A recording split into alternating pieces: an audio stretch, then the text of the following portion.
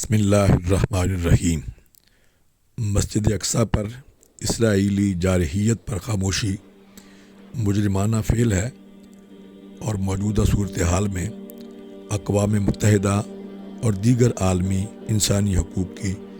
تنظیموں کا کردار نہایت افسوسناک ہے۔ اسرائیل کی نہتے مسلمانوں پر کھلی دہشت گردی پر مسلم ممالک بالخصوص ریاست مدینہ کے داعی اسلامی جمہوریہ پاکستان کے وزیر اعظم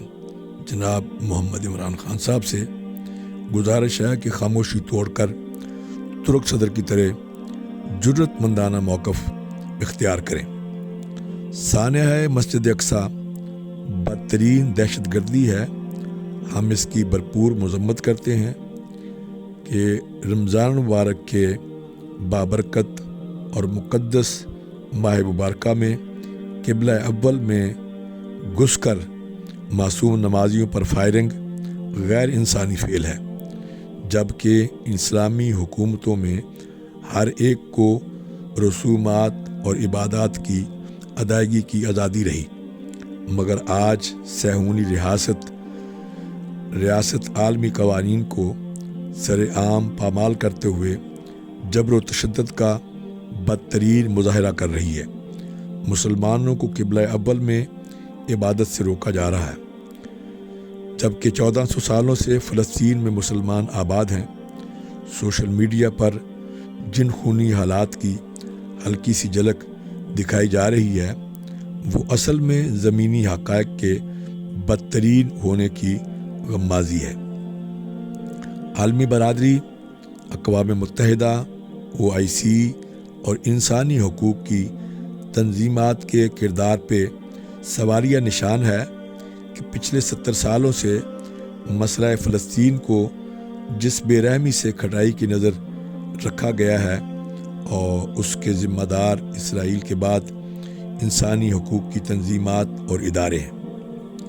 جنہوں نے اسرائیل کا مواخذہ کرنے کی بجائے ہمیشہ اسرائیل کو سیف پیسج دیا اور مظالم کو شیلٹر فراہم کیا۔ یہ بات روز روشن کی طرح آشکار ہو چکی ہے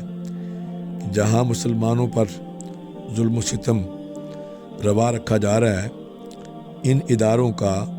مسلمانوں کے حقوق کے تحفظ سے کوئی سروکار نہیں، اور یہ بات بھی واضح ہو چکی ہے کہ جنیوا کنونشن میں متعین کردہ بنیادی انسانی حقوق مسلمانوں کو حاصل ہی نہیں ہے۔ میں بحیثیت چیئرمین پاکستان مشائخ کونسل انٹرنیشنل مسلم ممالک کے غیور سربراہان سے مطالبہ کرتا ہوں کہ آج تک اقوام متحدہ، OIC اور دوسری انسانی حقوق کی عالمی تنظیمات کے کردار کا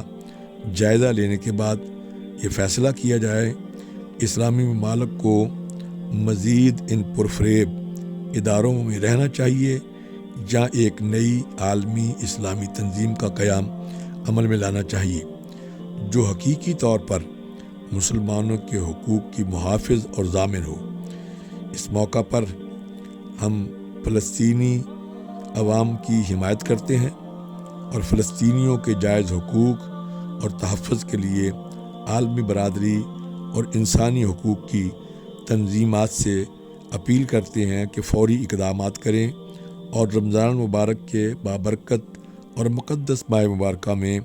انہیں اپنے عبادات اور دینی فرائض پوری آزادی سے ادا کرنے کی اجازت ہونی چاہیے۔